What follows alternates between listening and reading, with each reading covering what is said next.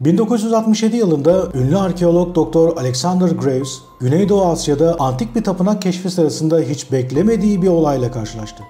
Tapınağın derinliklerinde eski zamanlardan kalma bir odaya giren Graves, duvarlarda binlerce yıl öncesine dayanan yılan sembolleri ve yazıtlarla karşılaştı. Ancak asıl şok edici olan odanın merkezinde duran taş bir kaidenin üstüne yontulmuş devasa bir yılan heykeliydi.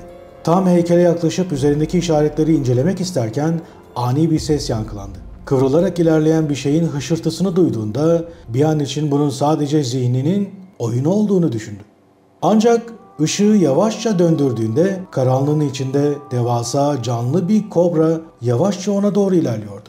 Araştırmacı korkuyla geri çekilmek üzereyken yılanın gözlerindeki tuhaf bir bilgelik ve sakinlik fark etti. Hiçbir saldırı belirtisi göstermeyen kobra onun etrafında dairesel bir hareketle dolaşarak adeta bilinçli bir şekilde ona bir mesaj iletmek istiyormuş gibiydi. O an Graves yılanın sadece bir hayvan değil, tapınağın kadim koruyucusu olduğuna ve ona yüzyıllar öncesinden kalan bir sırrı aktaracağına inandı. Bu karşılaşmadan sonra Graves'in bu olayı bir daha asla tam anlamıyla açıklayamaması ise olayı daha da gizemli bir hale getirdi. Yılan birçok kültürde ve tarihte güçlü bir sembol haline gelmiş olsa da önemli bir soru ortaya çıkıyor ki eğer bu sadece sembolizmden ibaretse neden yılan? Neden başka bir sembol değil de yılan bu kadar merkezi bir rol oynuyor? Antik tanrıların çoğu neden yılan ya da yılansı olarak betimleniyor? Aslında bunun birkaç temel nedeni var. Yılanın birçok toplumda hem olumlu hem de olumsuz anlamları vardır. Diğer hayvanlar genellikle tek bir anlamla özdeşleştirilmiştir. Mesela aslan güç ve cesareti, güvercin ise barışı temsil edebilir. Ancak yılan hem yaratıcı hem de yıkıcı, ayrıca uzun ömürlü veya yenilenip hayatına devam eden olabilir. Yılanın bu çift anlamlılığı onu ideal bir sembol yapar. Bazı kültürlerde bilgeliğin, yenilenmenin ve ölümsüzlüğün sembolü olurken diğerlerinde kötülüğün ve ihanetin simgesi olabilir. Bu çok yönlülük yılanı diğer hayvanlardan ayırır. Yılanın deri değiştirme süreci ise birçok kültürde yeniden doğuş ve dönüşümle ilişkilendirilmiştir. Derisini atarak yeniden canlanıyor gibi görünmesi, ölümsüzlük ve yenilenme temalarını besler ve buna ezoterizmde veya kadim bilgecilikte Ouroboros ismiyle sembolize edildiğini, sürekliliği anlatan bir figür haline geldiğini görebiliriz. Yılan zehirli olabileceği gibi bazı durumlarda da şifa ile ilişkilendirilir. Bu durum yılanı hem ölüm hem de yaşamın bir sembolü haline getirir. Tıpta kullanılan Asklepios'un yılanlı asası bu sembolizmin modern bir yansımasıdır. Ki Asklepios, Antik Mısır'dan Thoth'la ayrıca Sümer mitolojisinden Anunnaki tıp tanrısı Nengizitta'nın yenilenmiş halidir. Psikanalist Carl Jung, yılanı bilinç dışındaki derin ve ikili doğamızın sembolü olarak yorumlamıştır. Aynı varlığın hem yaratıcı hem de yıkıcı olabilmesi, insan psikolojisinin de çift yönlü doğasını yansıtır. Genel bir ifadeyle yılanlar genellikle yerin altında yaşar ya da saklanır. Bu da onları gizemin ve bilinmeyenin sembolü yapar. Antik çağlardan itibaren yeraltı dünyası ve yılanlar arasında güçlü bir ilişki kurulmuştur. Yunan mitolojisinde yılanlarla dolu Hades, bu sembolizmin bir yansımasıdır. Yılan, yeryüzüyle yeraltı dünyası arasında bir köprü olarak kabul edilmiş ve bilinçaltının gizli bilgilerin simgesi haline gelmiştir. Bunu dünya geneli her kültürde görmemiz mümkündür. Örneğin Ubayd döneminde kullanılan bazı figürler arkeologları ve bilim adamlarını ciddi anlamda şaşırtmışlardır. Günümüzde neredeyse 6000 yıl öncesine ait olan bu Ubayd figürleri sürüngen, yılansı, kertenkele özellikleri taşıyor ve kutsal oldukları anlaşılıyor. Son derece ilginç. 6000 yıl önce Ubayd halkı bu varlıkları tapıyorlardı. Ortadaki gerçekliğin farkında mısınız? Figürinin kucağında bir bebeği emzirmesi Sümerler'de, Antik Mısır'da, Antik Yunan'da, Yahudilikte, Hristiyanlıkta görülen kutsal betimleme ile aynı olması son derece şaşırtıcıdır. Ve onların büyük bir hanedanlık ve tanrısallık özellikleri taşıdığını görüyoruz. Aslında burada anlatabileceğimiz birçok durum analizi mevcut. Şahsen bu varlıkların aynı zamanda Derinkuyu yeraltı şehriyle bağlantılı olduğunu ve dahası Derinkuyu'yu onların inşa ettiğini düşünüyorum. Ama şimdi bu konuya girmeyeceğim. Başka bir zaman bunun hakkında bir video yayınlayabiliriz arkadaşlar. Aklınız olsun. Devam edelim. Kutsal yılan ve yılan tanrı ifadelerini birçok uygarlıkta görüyoruz. Mezopotamya mitolojisinde yılan Enki'nin bir sembolüdür.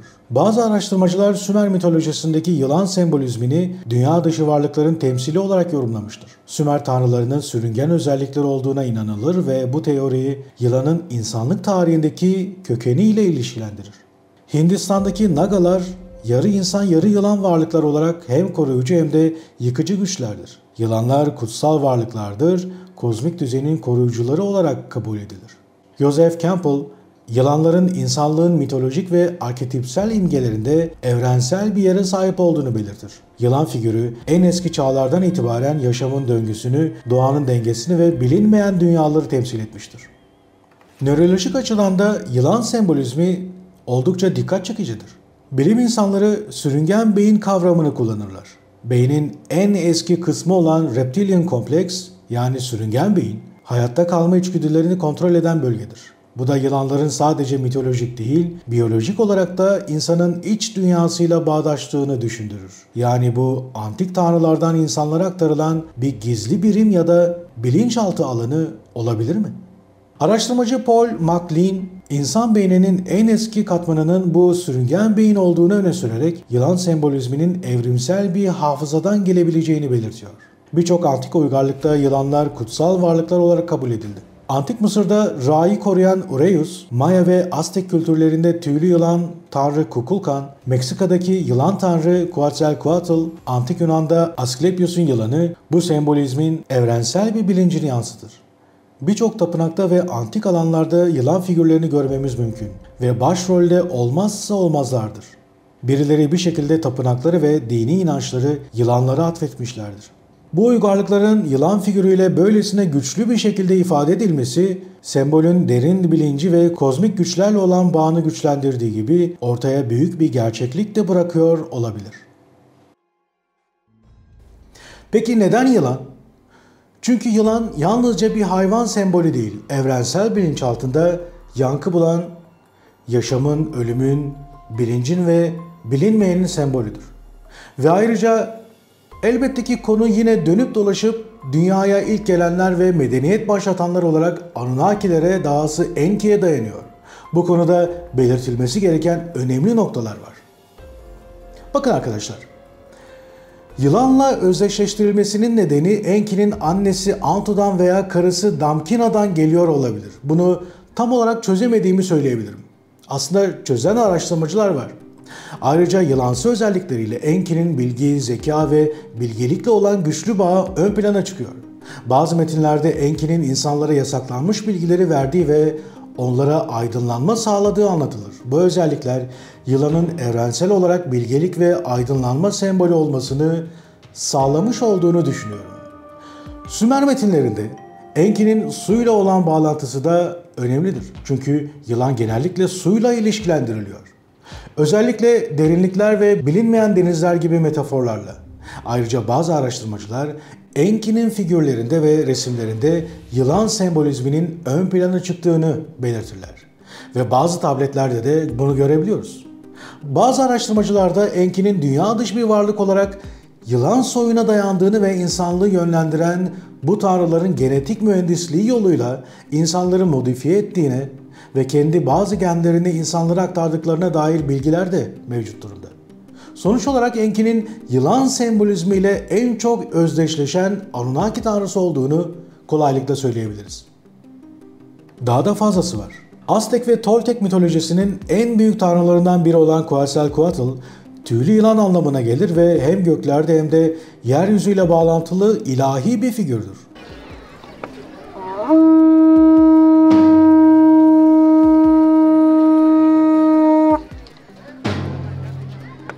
Hem bir yılan hem de kuş özelliklerine sahip göğe yükselen bilgelik tanrısı olarak biliniyor.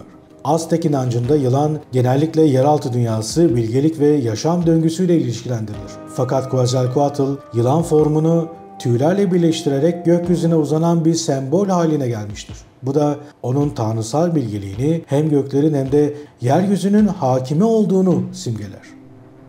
Ayrıca sadece Aztek ve Toltek halkı onun sembolizmden çok daha fazlası olduğunu kanıtlamışlardır. Onun adına inanılmaz büyüklükte ve özellikle birçok piramit yapmışlardır. Ve bu aynı zamanda dünya genelinde piramit bilincinin bir parçasıdır. Ve bu gerçeklikte bambaşka bir dünyadır. Aslında yine yol onlara çıkıyor. Gelin bir efsanenin içine dalalım. Efsaneye göre Quetzalcoatl insanlara bilgeliği, tarımı, astronomi ve yazıyı öğretmiştir. Onun insanlığa getirdiği bu hediyeler sayesinde medeniyetler gelişmiş ve insanlar tanrıların bilgisine ulaşmıştır. Ancak bir gün karanlık ve kaos tanrısı Tezcatlipoca Quetzalcoatl'ı kandırarak onu sarhoş eder ve utanç içinde sürgüne gitmesine neden olur. Quetzalcoatl bir yılan formuna bürünerek doğuya doğru çekilir fakat onun bir gün geri döneceğine ve insanları yeniden kurtaracağına dair bir kehanet bırakır. Bu kehanet Aztekler arasında onun yeniden doğacak bir tanrı olduğuna dair büyük bir umut beslemesine yol açar. Yine aslında her zaman duyduğumuz ve bildiğimiz gibi bahsi geçen tanrı yeniden geleceğine dair söz verip gitmiştir. Bu efsane Quetzalcoatl'ın sadece bir yılan değil aynı zamanda bir tanrı ve kurtarıcı figürü olduğuna işaret eder. O hem gökyüzü hem de yeraltı dünyası arasında bir köprü kuran, insanlığa bilgelik getiren bir tanrısal yılan olarak öne çıkar. Aztekler ise onun geri döneceği günü beklerler.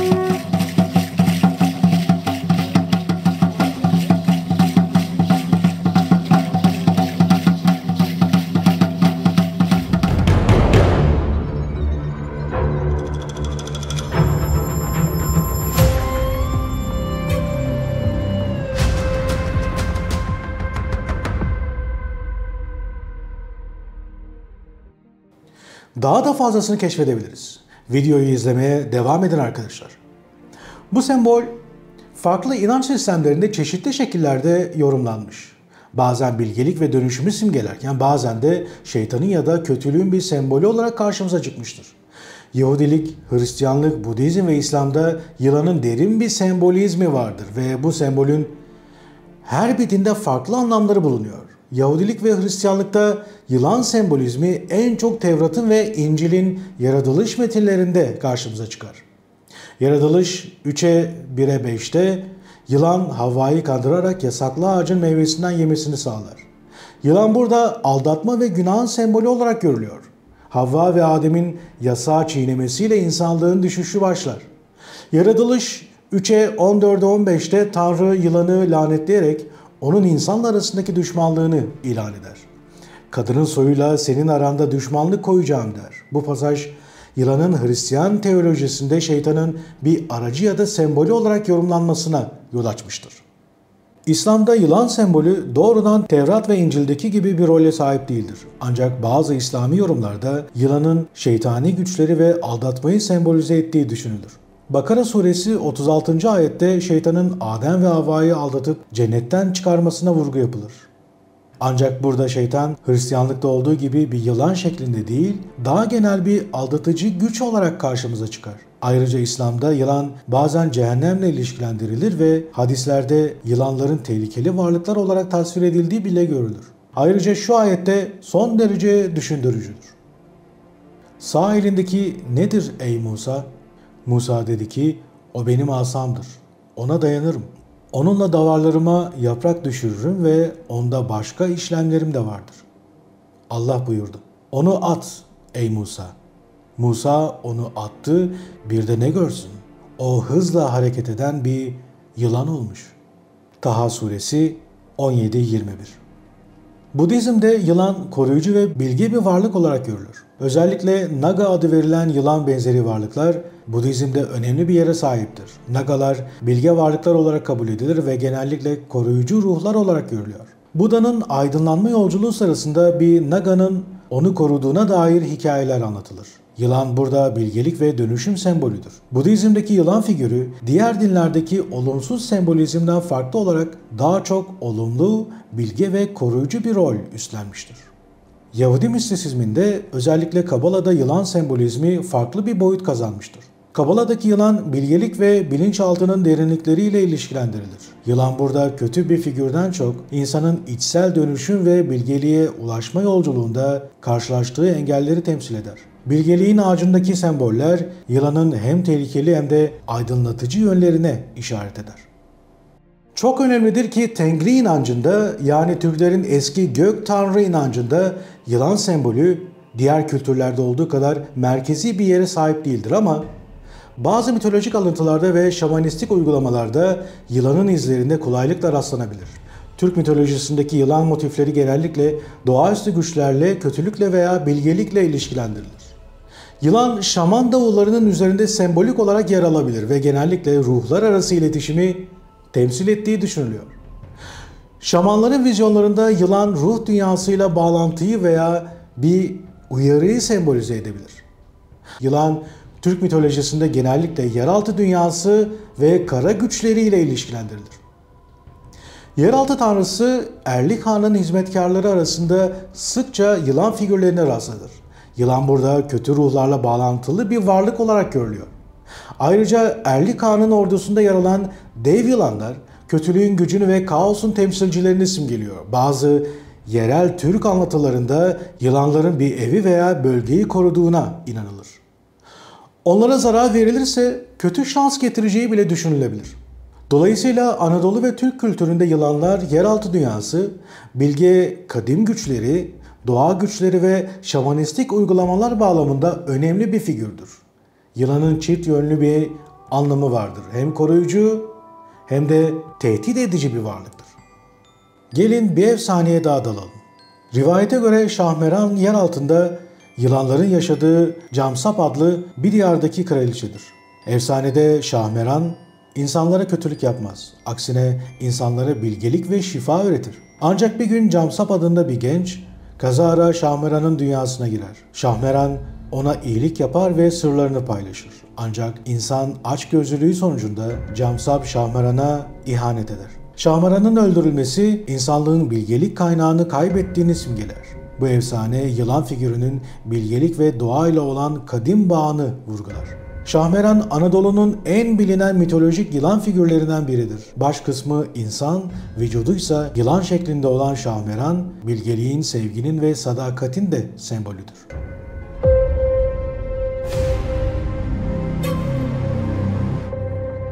Devam edelim. Dünyanın her yerinde, hemen hemen her antik bölgesinde yılanlar bir şekilde çizilmiştir. Ve bu tabii ki normal bir durum değildir. Gelin birkaç tanesine göz atalım. Göbeklitepe tarih öncesi dönemde inşa edilen en eski tapınaklardan biri olup yılan sembolizmi burada önemli bir yer tutar. Taş reliklerde özellikle yılan figürleri sıkça yer alır. Yılanlar koruma, gizli bilgi ve şifa ile ilişkilendirilmiş olabilir. Bazı taşlarda yılanların iç içe geçmiş şekilde tasvir edilmesi mitolojik ve kozmolojik bir anlam taşır. Bilgelik ve güç temalarını da vurgular. Fakat yine de tam olarak çözülememiştir. Karahantepe'ye bakalım. Göbeklitepe'nin bir benzeri olarak kabul edilen Karahantepe'de de yılan figürleri bulunur. Bu figürler tapınaklarda ve heykellerde kullanılmıştır. Ayrıca yılan başlı gizemli figür dikkatlerden kaçırılmaması gereken bir noktadadır. Buranın 12 tanrıyı temsil ettiğini ve bir yargılama veya karar verme alanı olduğunu düşünüyorum. Angkor Wat, Kamboçya. Khmer İmparatorluğu'nun en büyük tapınak kompleksi olan Angkor Wat'ta yılan figürü olan Naga sıkça görülür. Çok başlı yılan olarak tasvir edilen Naga, Hinduizm ve Budizm'de koruyucu bir figürdür. Angkor Wat'taki yılan sembolleri tanrıların dünyaya inmesini sağlayan bir köprü ya da evrenin kozmik dengesini temsil ediyor. Bir diğeri Delphi Tapınağı, Yunanistan. Antik Yunan'da Delphi Tapınağı'nın mitolojik kökeni yılanla ilişkilendirilir. Efsaneye göre Apollon, tapınağın bulunduğu yerdeki yeraltı yılanı Piton'u öldürmüştür. Piton hem yeraltı güçlerini hem de kehaneti temsil ederdi. Delphi, kehanetler ve bilgelikle ilişkilendirilen bir tapınak olarak yılan sembolizminin ruhsal ve kozmik önemini yansıtır. Chavin de Huántar, Peru. Chavin kültürüne ait olan bu arkeolojik site yılan figürleriyle süslenmiş taşlarıyla tanınır. Yılanlar burada kehanet ve ruhani rehberlikle ilişkilendirilmiştir. Site, Ant Dağları'nda yaşayan toplulukların yılanı hem koruyucu bir figür hem de doğaüstü güçlerin sembolü olarak gördüğünü ortaya koyar. Gelelim Mısır'a. File Tapınağı. Mısır'da yılan sembolizmi genellikle Ureus figürüyle temsil edilir. File Tapınağı, yılan motifleriyle süslenmiş taş işlemeleri barındırır. Ureus, tanrısal koruma, krallık gücü ve sonsuz yaşamı simgeler. Buradaki yılan sembolleri tapınağın hem dünyevi hem de ilahi bağlantısını vurgular. Yani dünyanın dört bir yanına dağılmış durumda, küresel ve ortak bir bilinç olduğu görülüyor. Bu aslında mucizevi bir durumdur. Ya da görevli olan birileri kıtalar arası binlerce kilometrelik uzaklıklara gidip insanlığa bunu öğrettiler ya da insanlar onları görerek bir şekilde bu yılan kültürü ortaya çıktı. Tabii karşılarında ne gördülerse. Bu fenomen zaman ve mekan ötesinde bir ortak bilinç ya da bir tür kolektif hafızanın varlığına işaret ediyor. Belki de antik insanlık farklı coğrafyalarda birbirinden uzak ve izole olsa da aynı türdeki bilinçsel ve ruhsal uyarılara bir şekilde tepki veriyordu. Bazı teoriler bu sembolizmin göksel varlıklar veya gizemli öğretmenler tarafından insanlar arasına taşındığını ileri sürer. Çok da mantıklıdır. Bu varlıkların insanlık tarihinde yılan figürü veya yılan tanrıları gibi bir tür öğretici rolü üstlendiği öne sürülür. Böylece yılan sembolizmi sadece bir figür olarak değil, aynı zamanda bir tür bilgiyi taşıyan araç olarak da kabul edilebilir. İnsanlar bu figürler aracılığıyla kozmik bilgiye, doğal düzenin sırlarına ve gizli öğretilere ulaşmış olabilirler. Tabii bu durumda konu perspektifimize sığmadığı için neden ve nasıl soruları ise maalesef ki cevapsız kalıyor. Daha da fazlası var. Yılan bilinci ve sürüngen varlıklar teması çok katmanlı ve esrarengiz bir konudur. Özellikle de Agartha gibi gizemli uygarlıklarla ilişkilendirildiğinde. Antik mitoloji, esrarengiz varlıklar ve bilinç altındaki semboller söz konusu olduğunda bu unsurlar fiziksel dünyamızın ötesinde bir gerçekliği ve kozmik bilgiyi temsil ettiği düşünülebilir. Agartha, dünya içindeki bir medeniyet olarak anlatılır. Çoğu zaman dünya dışı varlıklarla ya da süper zeki, çok eski insan ırklarıyla bağlantılıdır. Ancak burada ilginç olan şey sürüngen varlıklarla ve yılan sembolizmiyle bağlantıların bulunması. Yılan figürleri Agartha ve benzeri yeraltı uygarlıklarıyla doğrudan ilişkilendirilen çok önemli semboller olarak görülür. İçi boş dünya ya da delik dünya teorilerinde dünyanın iç kısmında gelişmiş bir sürüngen ırkı veya eski bir bilinç düzeyine sahip varlıklar olduğu iddiaları olabildiğince yaygındır. Yılanlar ve sürüngenler geçmişin çok eski zamanlarında muhtemelen bir zamanlar insanlıkla paralel olarak var olmuş ancak bilinçlerini farklı bir düzeyde evrimleştirmiş varlıklar olarak kabul edilir. Hatta yer altına çekilmelerinin nedeninin güneşte yaşayamadıkları olarak belirtilmiştir. Bazı okült inançlara ve eski öğretilere göre bu sürüngen varlıklar insanlık tarihi boyunca insanların bilinçaltına sızmış, onları gizli bir şekilde yönlendirmiş ve şekillendirmiştir.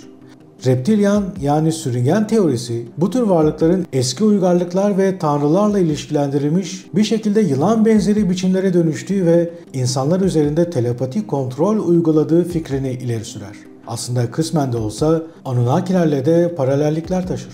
Yunan düşünürler ve araştırmacılar özellikle yılan sembolizmi ve sürüngen varlıkları konusunda bazı derin yorumlar ve öğretiler geliştirmiştir. Yunan mitolojisinde yılanlar hem koruyucu hem de yıkıcı figürler olarak yer alıyor. Ve bu sembolizme dair pek çok farklı bakış açısı mevcuttur. İşte bazı örnekler. Pisagor'dan bahsedelim. Pisagor, Antik Yunan'da felsefe ve matematiğin babalarından biri olarak kabul edilir. Bunu sizler de biliyorsunuz. Ve yılanların derin bir sembolik anlam taşıdığına inanır. Özellikle yılanın döngüsel doğası, yaşam ve ölüm arasındaki bağlantıyı simgeliyor olabilir. Pisagor'un öğretilerine göre yılanlar ruhun yeniden doğuşu ve sonsuzluğunu simgeliyordu. Pisagor doğal dengeyi ve kozmik birliğin simgesi olarak yılanları kullanmış. Bu sembolün dönüşüm ve yeniden doğuş anlamları taşıdığına dikkat çekmiştir. Pisagor almış olduğu üst düzey Kabala eğitimiyle yılan sembolizmine bakış açısını bu şekilde anlatmıştır. Gelelim Asklepios'a. Antik Yunan'da Asklepios şifa ve tıbbın tanrısı olarak bilinir ve onun sembolü de bir yılan etrafında dolanmış bir asadır. Asklepios'un yılanlarla ilişkisi iyileştirici güçleri ve bilgeliği simgeliyordu. Yılan şifa veren ve sağlık getiren bir varlık olarak Antik Yunan halkı arasında tanınmış oluyor. Ayrıca Asklepios tapınaklarında yılanların serbestçe dolaşması ve rahatsız edilmemesi gereken kutsal hayvanlar olmaları onların ilahi şifa ile bağlantılı olduğuna dair derin bir inanışı simgeliyor. Bu durum yılan bilincinin iyileştirme ve yeniden doğuşla ilişkili olduğu inancını da güçlendirmiş oluyor. Gelelim Platon'a. Platon'un öğretilerinde de yılanlar var. Felsefi sembolizm içinde kullanır. Özellikle yılanlar bilgelik ve ruhsal aydınlanmaya giden yolda bir engel ya da karanlık bir bilgelik olarak sunulmuşlardır. Platon, Phaedrus adlı eserinde yılanların hem sembolik bir tehdit hem de içsel bilgeliği arayan bir yolculuk olarak tasvir edildiğine dikkat çeker. Onun görüşüne göre yılanın bilinçli şekilde hareket etmesi ve doğadaki döngüsel yapıyı yansıtması insanın da kendi içsel bilincinde benzer bir yolculuk yapması gerektiğini ifade eder. Gelelim Herakles'e. Heraklitos yani Herakles değişim ve akış üzerine yaptığı felsefi çalışmalarla tanınır. O yılanların derilerini dökme eylemini dönüşüm ve yeniden doğuş olarak sembolize ediyor. Yılanın sürekli bir şekilde eski bedeninden arınıp yenilenmesi, Herakles için doğanın sürekli değişimi ve kozmik yeniden doğuş anlamına geliyordu. Herakles'e göre dünya, düşünce ve varlık arasında sürekli bir değişim ve dönüşüm içinde olmalıydı. Tıpkı yılanın doğasında olduğu gibi. Sokratik bakış açıları da var. Sokrat'ın felsefesinde de yılanlar zaman zaman bilgeliği ve kozmik bilinci simgeliyor. Ancak Sokrat'ın yılanları genellikle bilgelikten gelen tehditler olarak ele aldığını söylemek mümkün. Sokrat'a göre insanın nefsini kontrol etmesi aynı yılanın başını kesmek gibidir. Çünkü duygusal dürtüler ve arzular insanın akıl ve bilgelik yolundaki en büyük engelleridir. Bu nedenle Sokrat yılanın başını simgesel olarak akıl ve öz denetimle kesmeyi savunmuştur. Yılan sembolizmi antik uygarlıklardan günümüze kadar çok sayıda tanrı, efsanevi figür ve sembol üzerinden temsil edilmiştir.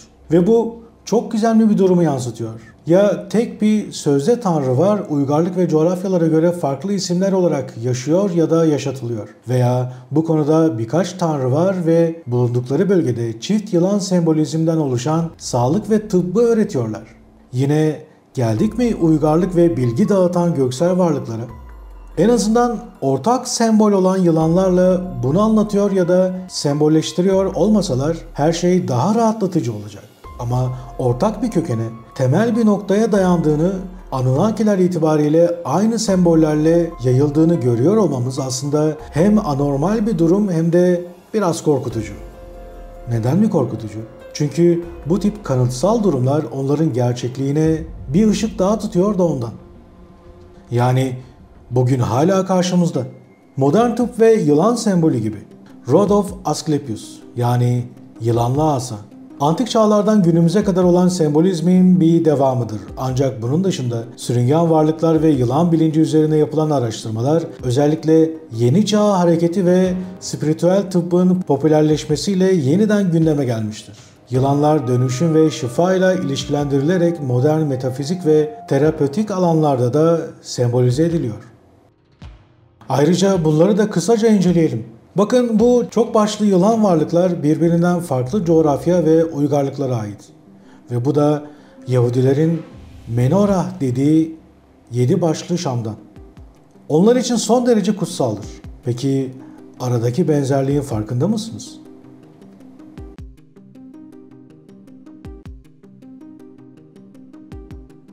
İsterseniz devam edelim. Daha da fazlası var. Çok ünlü olan ve derinden hissedilen Yunan mitolojisinin Medusa figüründen de bahsetmek gerekiyor.